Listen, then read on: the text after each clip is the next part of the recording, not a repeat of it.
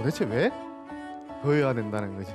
위인을 위한 비움이냐 위기를 위한 비움이냐, 자기를 변화시킬 수 있는 원동력이기도 하고 학을 중시하지 않을 수 없구나. 배움이 고통이라고 하면 어떻게 되죠? 현실과 자기가 하고 싶은 이상, 목표 사이에는 간극, 이걸 어떤 식으로 메워야 되느냐는 거죠. 즐거움이라는 거죠. 결국 배움이라고 하는 게 고통이 아니라 즐거움이었다라고 하는 것이 깔려 있다고 할 수가 있겠습니다.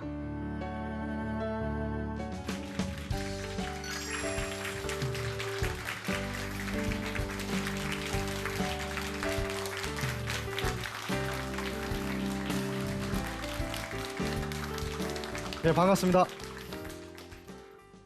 논어를 여러분들이 강이라고 비유하시면 그 강을 잘 건너가실 수 있도록 도움을 드리도록 하겠습니다. 논어 중에서 여러 가지 주제가 있습니다만 오늘의 주제는 뭔 것 같습니까? 정치입니다. 아마 정치하면 할 말이 다들 많지 않으세요? 할 말이 많으실 것 같은데 이 논어를 통해서 할 말을 어떻게 할 수 있을까 풀어가 보도록 해보겠습니다. 3개의 숫자가 있습니다. 이 숫자의 3가지의 비밀을 읽어내는 것이 논어의 정치를, 또는 논어만이 아니라 논어가 쓰여졌던 시대의 정치를 이해하는 또 하나의 열쇠라고 할 수가 있겠습니다. 처음에 숫자가 뭡니까? 140. 그 다음에는 뭡니까? 숫자가 7. 그 다음에는 뭡니까? 1. 숫자가 140에서 숫자가 커지는 순서로 내려오고 있습니까? 작아지는 순서로 되어 있습니까? 작아지는 순서로 되어 있죠. 그럼 뭘까요? 이게 로또 번호의 비밀 번호의 조합도 아니고 웬 갑자기 숫자 3개를 들고 나와서 이야기를 풀어가느냐고 궁금해 하실 텐데요. 공자가 살았던 시대를 춘추시대라고 한다면 맹자라든지 장자든지 이런 사람이 활약했던 시대를 전국시대라고 말하지 않습니까? 또는 춘추시대와 전국시대를 합쳐서 동주시대라고 말하고, 또는 춘추 전국시대라고 말하지 않습니까? 그러면 이제 공자 이전의 시대는 뭐라고 그럴까요? 동주였으니까 서주가 되겠죠, 그죠? 또는 이제 앞에 서자를 떼어내고 주나라 시대 이렇게 말하는데요. 주나라는 나라가 지금의 시안 또는 장안에 수도를 두고 있었기 때문에 중국 전체적으로 보면 동쪽 지역을 관할하기가 어렵지 않겠습니까? 그래서 주나라가 세워지고 난 뒤에 고민이 그거였어요. 수도가 너무 한쪽에 치우쳐 있어서 동쪽에 있는 지역을 어떻게 다스릴까라는 게 고민이었습니다. 이게 전국시대의 지도인데요. 저 진나라라는 쪽에 시안, 장안이 있었지만 이 오른쪽에 있는 많은 영토를 관할하기가 어렵죠. 그래서 주나라가 했던 방법은 주나라의 자기 왕족들 또는 나라를 세우는데 공을 세웠던 건국 공신들을 이 중국 전역의 중요한, 군사적으로 중요한 지역의 거점에 하나의 식민 정권들을 세우게 됩니다. 노나라라는 나라는 산둥송에서 세웠던 나라이죠. 이렇게 제후들을 심어서, 그러면 누가 주나라에 대해서 군사적 반기를 드는 나라가 있으면 주나라는 저 안쪽에 숨어 있는 거죠. 앞에서 제후들의 나라가 주나라까지 반대자가, 도전자가 침투하지 못하는 가운데서 어떻게 하는 거죠? 병풍처럼 바람막이 역할을 앞에서 해준다는 거죠. 이런 식으로 수많은 나라들을 제후국들을 세워서 주나라가 자기의 정치적, 군사적 안전을 기했습니다. 그래서 그때 주나라가 자기 나라의 군사적, 정치적 안정을 세워서 세웠던 제후국의 나라가 140여 개의 나라입니다. 그래서 140개입니다. 여러분, 춘추 5패라는 말도 있고 전국 7웅이라고 하지 않습니까? 이게 전국시대 제후국의 나라의 이름입니다. 그럼 여러분 궁금증이 들지 않으세요? 그 많던 신하가 어디 갔느냐라는 것처럼 그 많던 나라가 도대체 어디로 갔을까요? 7개밖에 남지 않았을까요? 133개의 나라가 7개 나라에 의해서 어떻게 된 거죠? 망한 겁니다. 7이라는 숫자는 또 어떻게 되죠? 1이라는 숫자를 냅니다. 그러면 7하고 1 사이에는 6개의 나라가 사라진 거잖아요. 그럼 이 1이라는 나라는 어떤 나라죠? 이게 큰 글씨로 쓰여져 있는 진이라는, 또는 여러분들이 진시황이라고 알고 있는 진나라가 이 하나의 나라입니다. 그럼 여러분이 제후였다고 한다면 당연히 최후의 1까지 남는, 또는 가운데 7까지 남는 나라의 제후의 왕이 되고 싶지, 사라진 133개, 사라진 139개의 나라의 왕이 되고 싶지는 않으시겠죠. 그죠?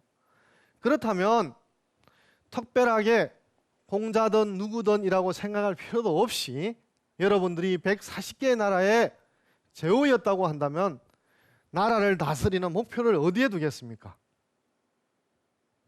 우리나라가 어떻게 하면 살아남을까? 다른 나라에 의해서 망하지 않을까? 또는 내가 다른 나라를 망하게 하고서라도 나는 살아남아야 되겠다고 생각하지 않겠습니까? 그런 측면에서 이 140이 7이 되고 7이 다시 1이 되는 것이 춘추 전국시대와 공자에 담겨져 있는 정치 사상을 이해하는 열쇠이기도 하다는 거죠. 왜냐하면 어떻게 하면 망하지 않을까?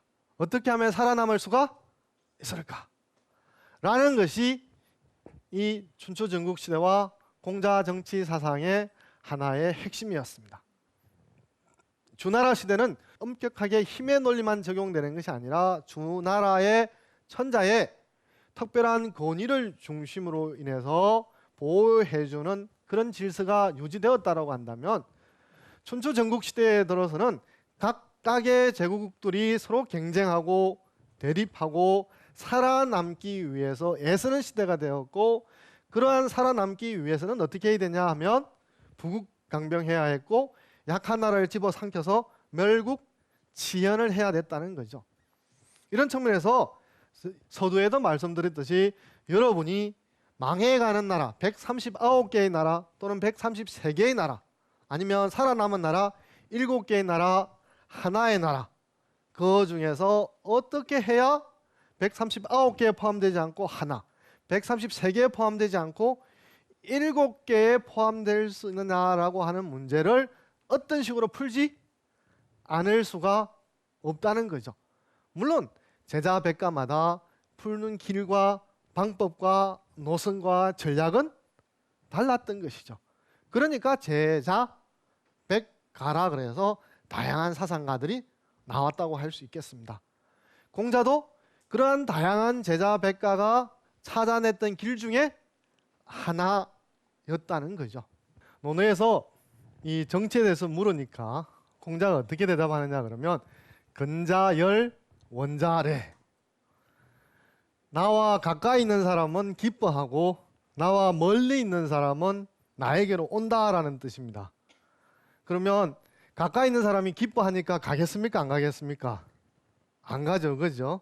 가까이 있는 사람도 함께 있으면서 즐거워하고 멀리 있는 사람도 나를 찾아온다는 거죠. 그럼 결국 합치면 어떤 거냐 그러면 정치라고 하는 것은 사람을 오게 만드는 힘을 가진 거라는 거죠. 그걸 나라라는 말을 집어넣어서 표현을 하면 살고 싶은 나라를 만드는 것이죠. 떠나고 싶은, 이민을 가고 싶은 나라를 만드는 것이 아니라 이민을 오고 싶은 나라를 만드는 것이고, 내가 지금 여기에 있는 것이 불안해서 위태로워서 다른 곳에 가기를 꿈꾸는 것이 아니라 지금 여기에 그대로 눌러 있고 싶은, 그냥 눌러 있고 싶은 게 아니라 즐거워서 기뻐서 기꺼이 그럴 수 있도록 만드는 게 정치라는 겁니다. 이렇게 할 때 논어의 근자열 원자래라는 구조를 통해서 우리의 지금의 상황을 되짚어 보면서 과연 우리가 살고 싶은 나라를 만들기 위해서는 어떻게 해야 될까? 라는 걸 이야기해 보도록 하겠습니다. 도대체 정치라는 걸 통해서 사람들에게 무엇을 해결해 줘야 될까? 교지, 가르쳐라. 인륜을 가르쳐라. 왜 사는지, 왜 부자여야 되는지, 왜 사람이 많아야 되는지, 군주가 군주답지 않고 신하가 신하답지 않고 부모가 부모답지 않고 자식이 자식답지 않다면 수요 곡식이 아무리 많이 있더라도 그걸 어떻게 먹을 수가 있겠습니까?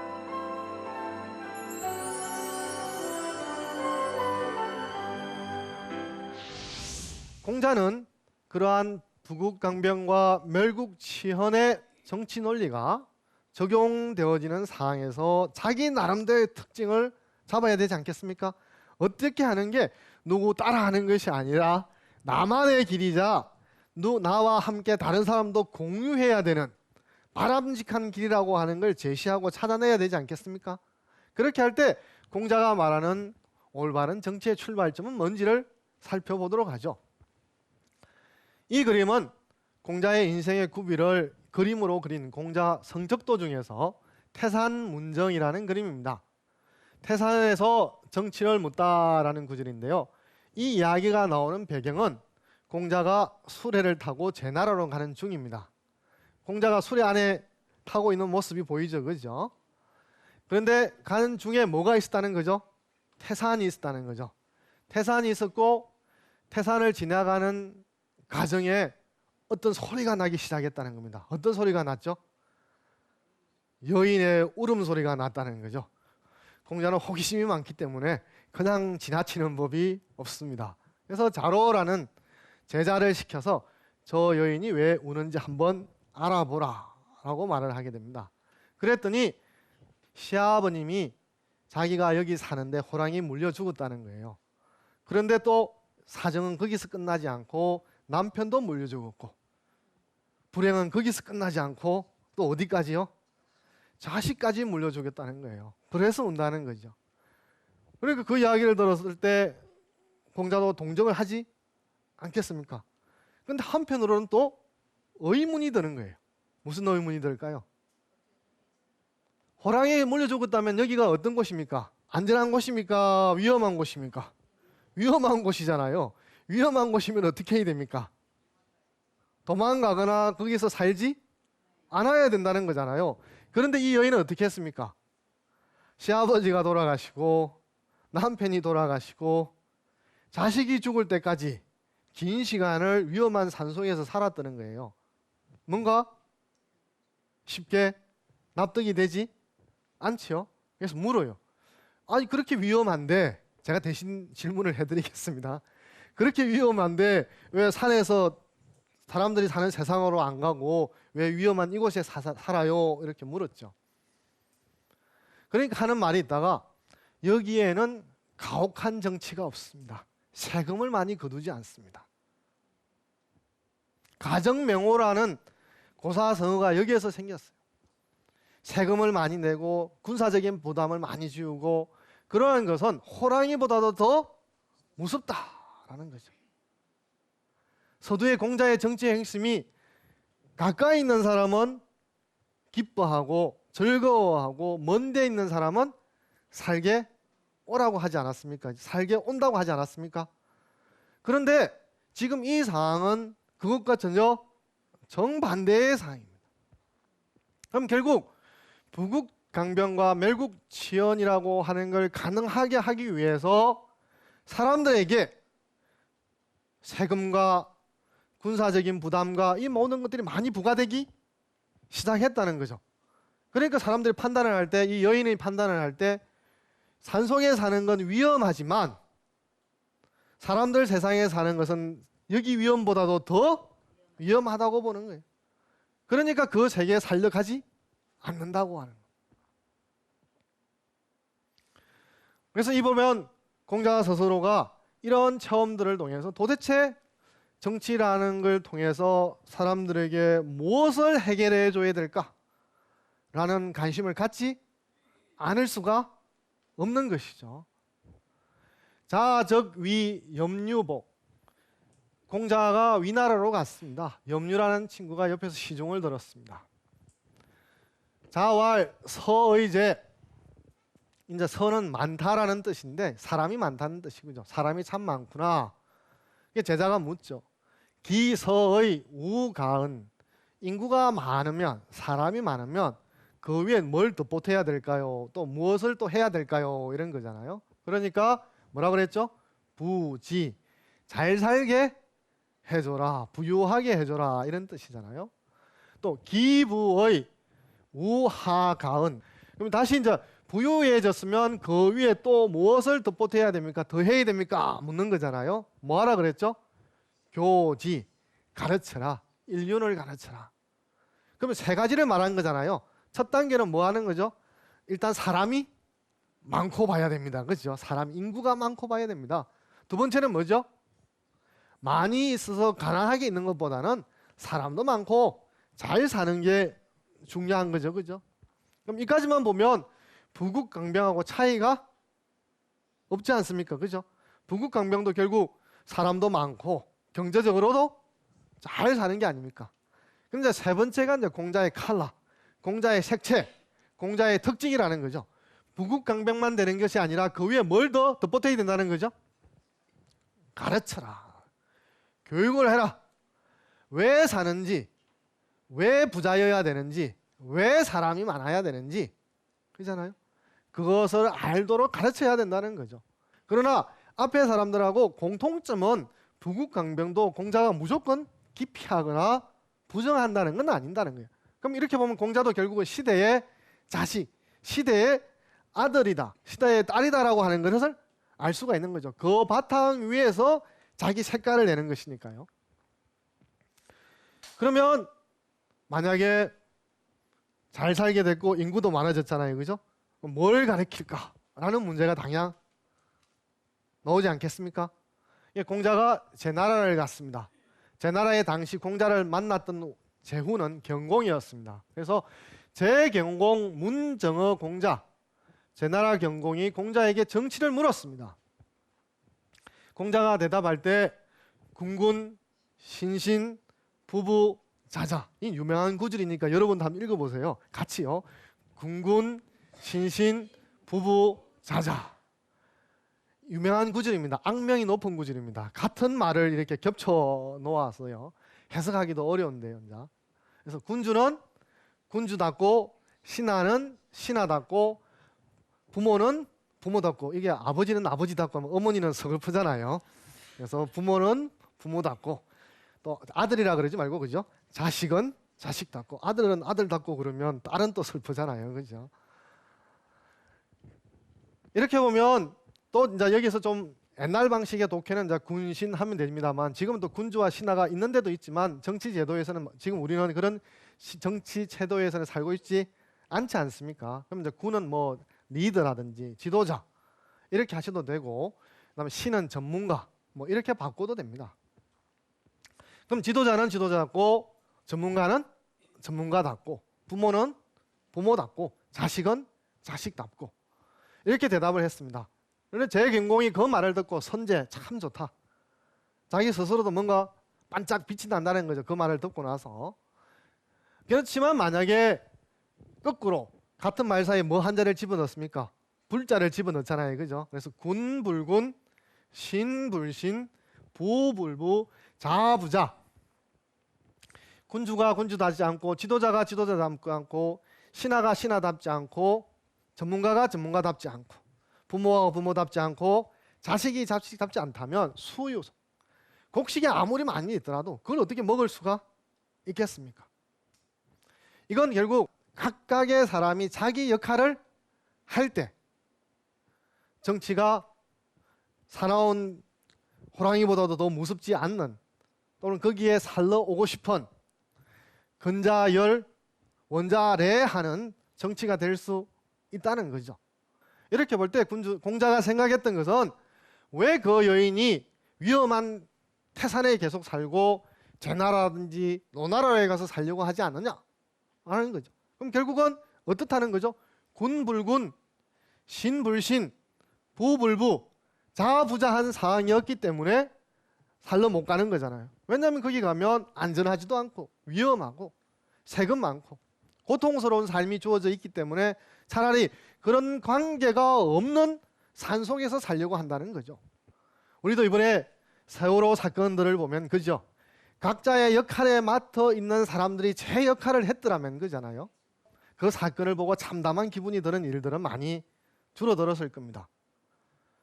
사건을 접수한 사람, 선박을 운행하는 사람, 그러한 선박 운행하는 걸 관리 감독하는 사람, 초기 구조에 나섰던 사람, 기타 등등이 각자 자기 역할을 최선을 다하려고 노력을 했다는 걸 의심할 수는 없습니다만, 그러나 과연 최선을 다했는가라는 질문을 또 던지지 않을 수 없지 않습니까? 그죠?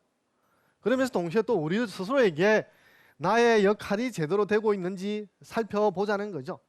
이렇게 할 때 군군, 신신, 부부, 자자하는 나라가 되어야 가까이 있던 사람은 기뻐서 계속 거기에 살려고 그러고, 멀리 있는 사람은 거기 살려오게 된다는 거죠. 그게 근자, 열, 원자, 내 사항이라고 할 수가 있습니다. 정치라고 하는 것은 정이다. 공자는 이것을 숙이 아닌 숙이이경, 숙이안백성이라고 숙이라고 말한 거죠. 1년 만에 성과를 보겠다, 2년 만에 성과를 보겠다. 그럼 여러분들이 그 말을 믿으면 안 된다는 거예요. 안 된다는 걸 된다고 할 때 안 된다고 말하면 포퓰리즘이 자랄 땅이 없습니다.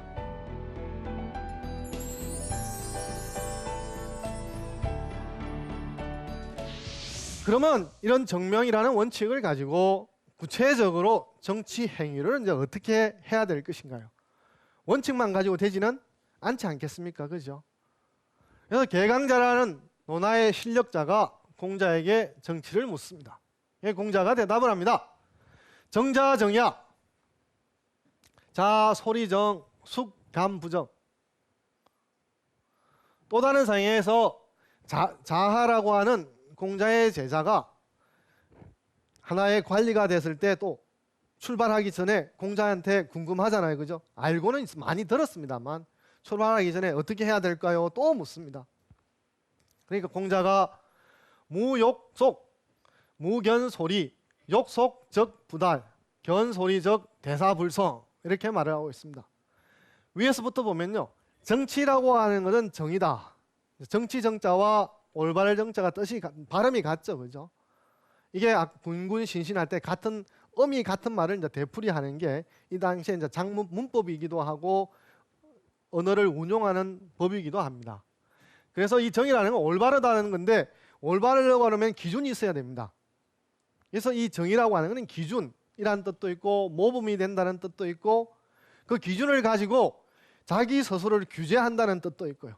그게 이제 자기를 바르게 한다는 거죠. 기준 세워놓고 그 기준을 자기에게 적용을 하지 않으면 자기 규제를 하지 못하는 거예요. 자기는 예외이려고 그러고 남만 규제하려고 그러면, 다른 사람만 규제하려고 그러면 그건 제대로 된 규제가 아닌 거예요. 그건 삐뚤어진 거잖아요. 올바른 게 아니고 삐뚤어진 거잖아요.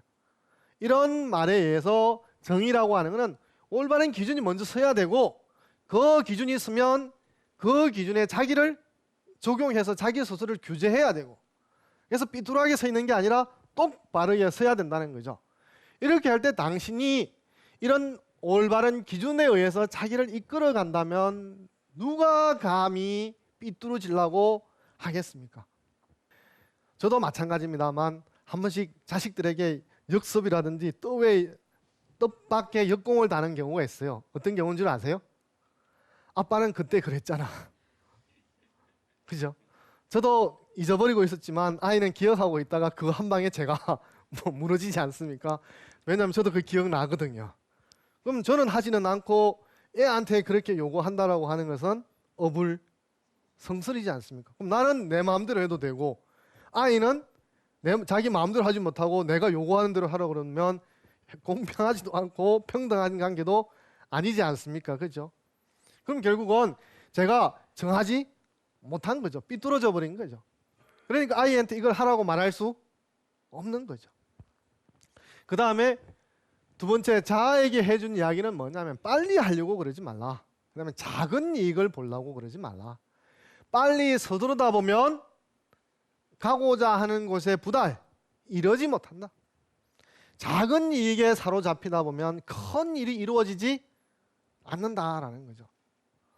우리가 재난이 일어나면 사후 수습을 어떻게 하고 대책을 어떻게 세워야 된다고 하지 않겠습니까? 그죠?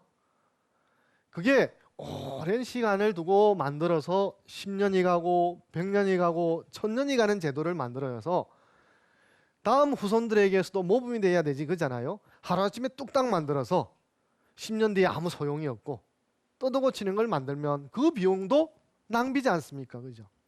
빨리 하려고 하면 안 된다는 거죠.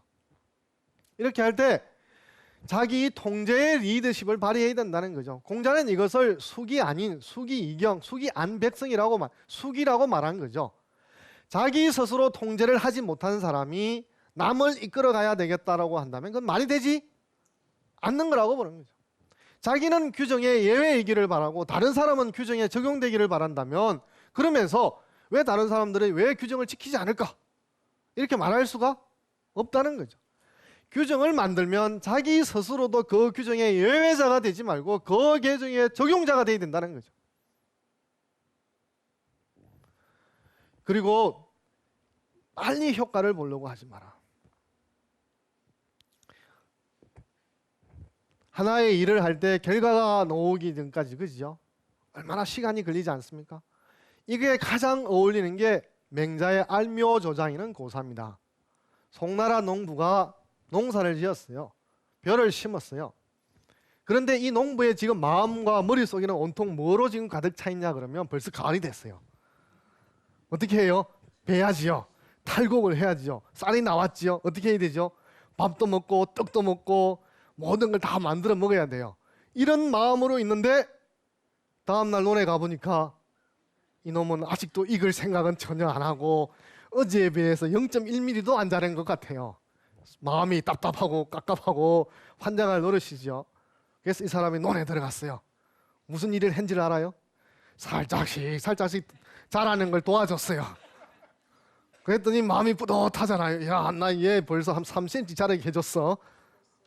그죠? 힘들었죠, 그죠? 집에 돌아와서 가족들에게 이렇게 하면서 나는 오늘 엄청나게 큰 일을 했다. 지금 피곤해 죽겠다. 빨리 마사지 좀 하고 맛있는 물도 좀 가져오고 수박도 썰어 오라고 막 이러다가 이제 자식이 용기를 내서 아버지 무슨 일 했어요? 이렇게 물으니까 벼가 자라는 걸 도와줬다는 거예요. 이게 얘가 이제 갑자기 뭔가 반짝하는 게 있어서 논에 가봤더니 무슨 일이 벌어진 줄 아세요? 다 썰어져 버렸어요. 뿌리가 뽑혀가지고. 곡물이 자라려고 그러면 절대적으로 필요한 시간이 있는 거잖아요. 그 과정을 뛰어넘고 자랄 수는 없는 거잖아요. 이 마찬가지인 거잖아요. 여기서도. 절대적으로 필요한 시간을 보장을 해야 되지 그거 하지 않고 성과를 보겠다고 그런다면 되지 않는 거죠. 특히 정치 지도자가 되면 자기가 중요한 자리가 있으면 1년 만에 성과를 보겠다. 2년 만에 성과를 보겠다. 그럼 여러분들이 그 말을 믿으면 안 된다는 거예요. 이게 포퓰리즘이 딴 게 없어요. 안 된다는 걸 된다고 할 때 안 된다고 말하면 포퓰리즘이 잘할 땅이 없습니다. 안 되는데 된다고 그런다고 해서 여러분이 된다고 믿어버리면 포퓰리즘이 기성을 부리게 되는 거죠. 남들이 그런 말을 하면 좋아 하니까 그냥 던지는 거예요. 아무 대책도 없이. 디테일이 없는 거예요. 계획이 없는 거예요. 정치를 브랜드라고 생각하는 거예요. 이게 그 동양식 또는 논어식 중용입니다. 자기가 판단해야 됩니다. 판단하고 자기가 움직여야 되는 거죠.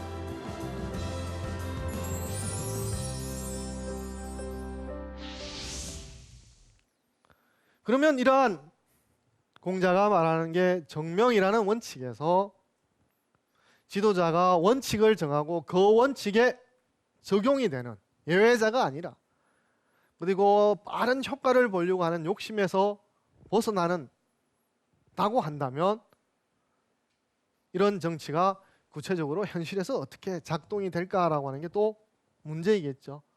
왜냐하면 중요한 것은 결정적인 건 원칙이지만 그 중요한 것이 현실에서 발현되는 것은 중요한 건 뭐죠? 세세한 것이고 디테일입니다. 원칙만 가지고 있다 그래서 현실에 코드 꽂은다 그래서 바로 실현되는 것이 아니잖아요. 그죠? 중용에도 보면 세세한 것에 대해서 간절하고 성실하고 그렇게 할 때 효과가 드러난다고 했어요. 작은 것이라고 사소하다고 하고 긍중긍중 뛰어가 버리고 정치인들 보면 요즘 선거철이 되면 뭐 언제나 다 마찬가지입니다만 말의 성찬입니다. 그런데 그 정치인들을 침묵하게 할 수 있는 게 있습니다. 뭐죠? 그래서요, 어떻게 해야 되는데요? 그래서 그게 어떻게 가능할까요? 좀 더 구체적으로 말해주세요. 이 지역을 동아시아의 허브 지역으로 만들겠습니다. 좋아요, 안 좋아요? 좋죠. 물으면 돼요. 어떻게 해요? 어물. 넘어가면 그분은 준비가 안 돼 있는 거예요. 디테일이 없는 거예요. 계획이 없는 거예요. 좋으니까 그냥 남들이 좋다고 말하니까 브랜드처럼 정치를 브랜드라고 생각하는 거예요. 그 사람 믿고 여러분들이 찍어주면 정치가 제대로 될 리가 없는 거잖아요. 그죠? 그럼 어떻게 실천해야 될 것인가? 공자라고 하는 사람도 원칙만 내려놓고 아무 구체적인 디테일에 대해서 무책임한 사람일까라는 거죠.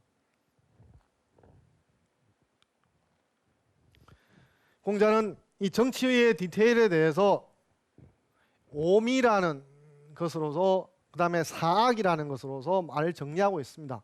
이 오미라고 하는 것을 더 잘하게 하고 사악이라고 하는 것을 없애거나 제거하면 되는 거죠. 그죠? 근데 구절이 다 길기 때문에 여러분들이 다 소개해드릴 수는 없고요. 자장이라는 친구가 공자에게 묻습니다. 하여사 가히 종정의 어떻게 하면 정치에 실질적으로 들어가서 효과를 낼 수가 있을까요? 질문이 다릅니다. 아까 습공이든지 개강자라든지 다른 사람이 질문을 던질 때 어떻게 질문을 던지는지 아세요? 문정 두 가지예요. 뭘 물었다는 거죠? 정치의 원칙, 정치의 대강, 정치의 정의, 이걸 물은 거예요. 여기는 문정이 아니죠. 가이종정이에요. 가이종정. 어떻게 하면 그 원칙을 가지고 들어가서, 가이할 때 이자가 그겁니다. 어떻게 하면 당신이 말한 그 원칙을 가지고 들어가서, 그다음에 종정할 때는 다른 거죠. 그죠? 실질적인 정치를 어떻게 풀어나갈 수 있겠습니까? 라는 거예요. 이런 질문을 받고 정명, 군군, 신신, 동남아 허버 이런 식으로 말하면 거짓말이 되는 거예요. 이런 식으로 말하면 포퓰리즘이 되는 거예요. 남들이 그런 말을 하면 좋아하니까 그냥 던지는 거예요. 아무 대책도 없이. 그러니까 공자의 대답도 정명, 군군, 신신, 부부자자, 그죠? 정자, 정약 이런 식으로 나오지가 않죠. 그잖아요. 훨씬 디테일하게 나옵니다. 존, 오미, 병, 사. 그렇게 물으니까 다시 당연히 그냥 네 알겠습니다 하고 가는 게 아닙니다. 뭐라고 묻죠? 하위, 오미. 당신이 앞에 오미랑 사악이라고 말했는데 그럼 그 오미가 뭐예요? 다시 묻는 거예요. 여러분들이 흔히 자꾸만 오해를 하셔서 공자와 같은 학단에는 공자는 근엄하시고 에헴 하고 대답하면 학생들이 네네 그러고 그냥 받아듣기만 하고 오늘 수업 끝 하면 집으로 가버리는 이런 식의 교실 장면을 생각하는데 그렇지 않습니다. 말해서 이해가 안 되면 이렇게 묻고 던지면 또 묻고 그것이 자기 스스로 충분하지 않다고 하면 또 묻고 질문을 계속 던집니다. 그게 공자가 자기 사상을 키울 수 있고 정리할 수 있었던 힘이죠. 그래서 오미를 물으니까 공자가 대답을 합니다. 해이불비라고 하는 것은 도움을 주거나 혜택을 주는 걸 말해요. 근데 그게 좋긴 한데 어디까지 가지 말라는 거죠? 비한 데까지 가지 말라. 낭비하는데 뭔가 쓸데있는 것을 넘어서는까지는 가지 말라는 거예요. 그래서 도움을 주더라도 낭비하는 데까지. 도움과 낭비 사이에 또 다른 게 있는 게 아니고요. 왜 그러냐 그러면 사람마다 도움을 줘야 되는 정도가 다르죠. 그죠? 고통을 주더라도 원망하는 데까지 이러지 말라라는 것이고 뭔가 하도록 하는 의욕을 일으키더라도 그 의욕이 탐욕에 이르지도 않도록 하라는 것이고 태연하고 침착하더라도 상대방한테 그게 교만하게 보이지 않도록 하라는 것이고 위험이 있더라도 사납거나 다른 사람이 접근하지 못할 정도로 이르러서는 안 된다는 거죠.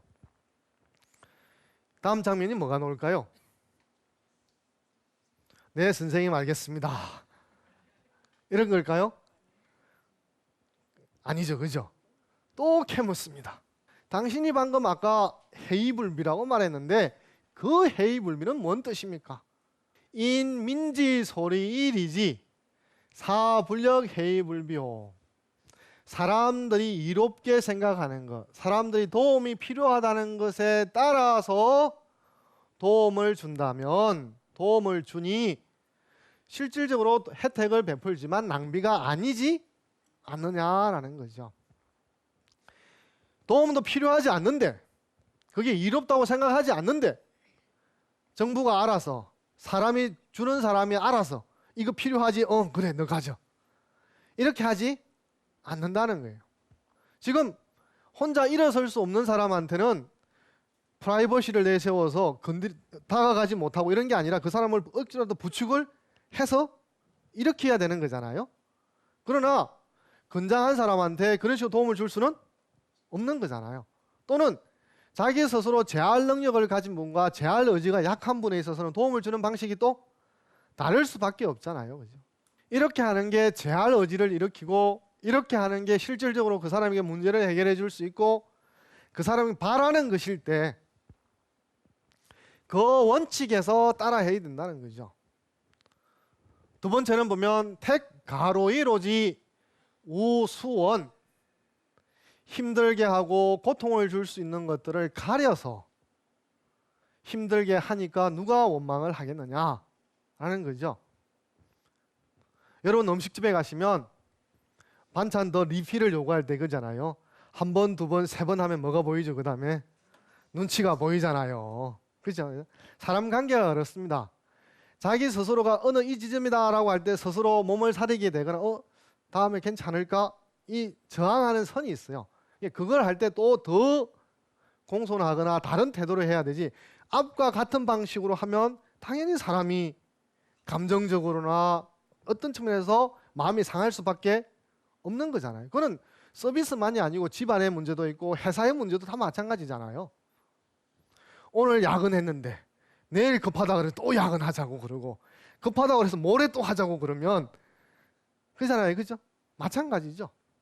그렇게 할 때 사람이 받아들일 수 있는 걸 가려서 해야지 또 하게 되면 원망이 쌓인다는 거죠. 그 다음에 군자, 정기의관, 종기첨시, 엄연임망이 외지, 사불력 위불명호. 정기의관이라는 것은 머리에 쓰는 관과 또 오늘 같은 모자겠죠. 옷을 잘 갖추 입고 그 다음에 이제 첨시라고 하는 건 시선처리입니다.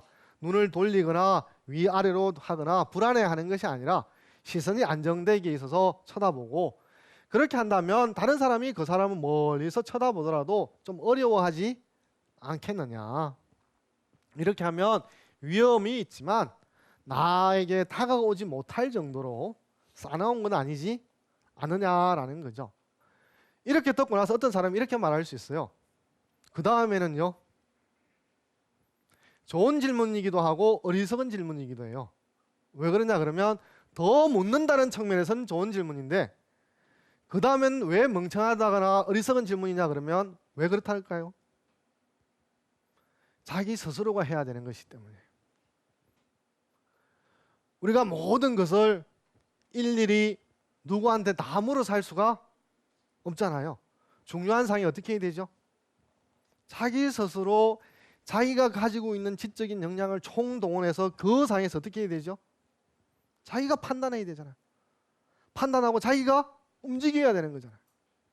우리 스스로 디테일한 걸 스스로 자꾸 풀어가려고 하는 경험이 부족하고 자기 스스로 문제를 해결하려고 하는 의지가 부족하다 보니까 그런 질문이 있는데 중요한 거는 그 지점에서 이제 우리가 하나씩 더 나아가서 풀어내야 된다는 거죠. 이렇게 할 때 논어에서 핵심은 살고 싶은 나라를 만드는 것이었고 원칙으로는 정명이고 자기 스스로도 원칙의 예외자가 돼서는 안 된다는 것. 그리고 디테일에 있어서는 오미와 사학이었다고 말씀을 드릴 수가 있겠습니다. 오늘은 논어에서 다양한 문들이 있는데 그 중에서 정치라는 문을 가지고 논어의 세계를 들어갔고 여러분들이 그 열쇠를 가지고 잘 여신다면 논어라고 하는 강을 제대로 건너실 수가 있을 거라고 생각합니다.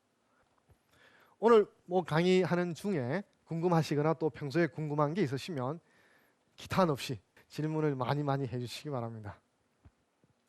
공자의 논리로 공동체의 사이즈를 좀 키워가지고 전 세계적인 측면으로 봤을 때 부국강병을 얘기를 한다면 과연 공자의 논리가 그 전 세계 차원에서 영구적 평화를 가져올 수 있을지 그것에 관해서 질문드리고 싶습니다.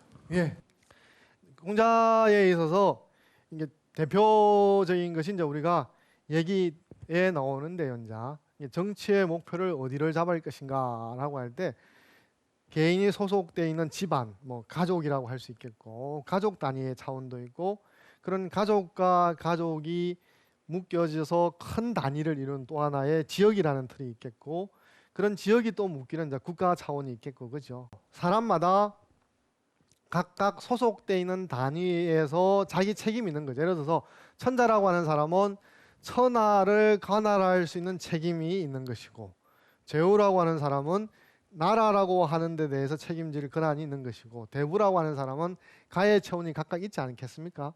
이렇게 할 때 같은 하나의 가족적 질서 중에서 이제 이번 시간에 많이 다루지는 않았습니다만 문의 어떤 인문의 정신 또는 사랑의 인이라든지 이런 것들이 사람 관계를 규율하게 되면은 그것들이 작은 지역을 넘어서서 천하의 단위까지 나아갈 수 있다고 이제 봤습니다. 네.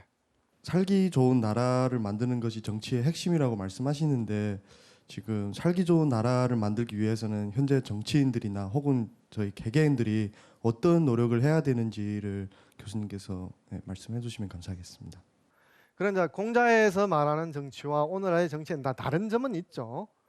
공자에서 말하는 정치는 신분사회라고 하는 게 일정 정도 이제 전제가 돼야 되는 것이고 이제 그렇게 할 때 공자는 군자라고 하는 자기 절제력을 가지고 있는 지도자와 좀 그것에 뒤떨어지는 사람 또는 차이가 있는 사람이 있다고 한다면 이제 군자가 그렇지 않는 소인을 이제 이끌어가야 된다라고 하는 이런 리더십 전제가 되어 있습니다. 그런데 우리는 지금은 모든 사람들이 평등하고 지적인 측면에서 정치인이라고 해서 우월적이라고 생각하거나 시민이라고 해서 그렇게 생각하지는 않지 않습니까? 그러나 이제 논어의 정치의 사상에 어떤 것을 가져와서 오늘날의 상을 풀어볼 수 있는 실마리를 풀어볼 수 있는 그런 것으로 이제 생각을 해볼까라는 거죠, 그죠? 이렇게 할 때 기준이 바로 서야 된다. 그것에 대해서 누가 이걸 우리가 합의하고 지키기로 했으면 모든 사람들이 예외 없이 적용될 수 있다라는 각오를 해야 되는 것이죠, 그렇죠? 그런 것들에 대해서 우리가 예외 없이 적용하고 나 스스로도 기준에 어긋났을 때 재수 없다고 할 게 아니라 어긴 것에 대해서 시인을 하고 처벌을 받는 책임지는 자세 이런 것들이 필요하다고 할 수 있겠습니다. 답이 됐습니까? 네. 공자는 그랬다고 한다면 다시 나의 상황에서 우리의 상황에서 올바른 정치, 이상적인 정치는 뭘까라는 것을 공자가 이야기한 반찬, 재료를 가지고 우리가 생각해보는 그런 기회가 됐으면 고맙겠습니다. 감사합니다.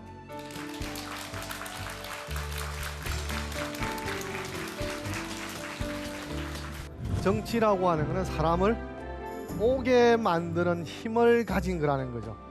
살고 싶은 나라를 만드는 것이죠. 교지, 가르쳐라. 인륜을 가르쳐라. 왜 사는지, 왜 부자여야 되는지, 왜 사람이 많아야 되는지, 군주가 군주답지 않고 신하가 신하답지 않고 부모가 부모답지 않고 자식이 자식답지 않다면 소유, 곡식이 아무리 많이 있더라도 그걸 어떻게 먹을 수가 있겠습니까? 10년이 가고 100년이 가고 1000년이 가는 제도를 만들어서 다음 후손들에게서도 모범이 돼야 되지, 그잖아요. 규정을 만들면 자기 스스로도 그 규정의 예외자가 되지 말고 그 규정의 적용자가 돼야 된다는 거예요. 그리고 디테일에 있어서는 오미와 사학이었다고 말씀을 드릴 수가 있겠습니다.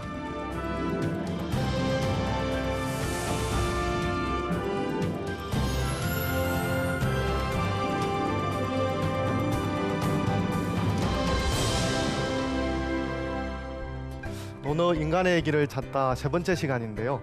주제는 서입니다. 나와 똑같은 사람으로 대우를 하는 것이죠. 나만 생각하고 내 중심적으로만 생각하면 두 사람이 만날 수 있는 길은 충돌밖에 없는 것이죠. 그것이 서가 말하는 간용의 원칙이라고 생각을 합니다.